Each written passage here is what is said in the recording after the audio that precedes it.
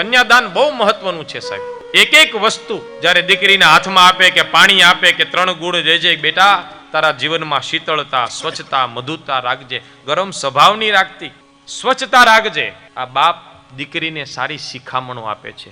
કન્યાદાન આપે ને ત્યારે વાણીને મધુર રાખજે, પુષ્પ જેવું જીવન રાખજે, બધાને તું પ્રિય થજે, અક્ષત આપી અખંડ સૌભાગ્યવતી થજે. આવા બધી વસ્તુ તુલસી પત્ર હાથમાં આપે કે બેટા જેવી તુલસી શ્રી હરિને પ્રિય છે એમ તું પણ તારા પતિને પ્રિય થજે.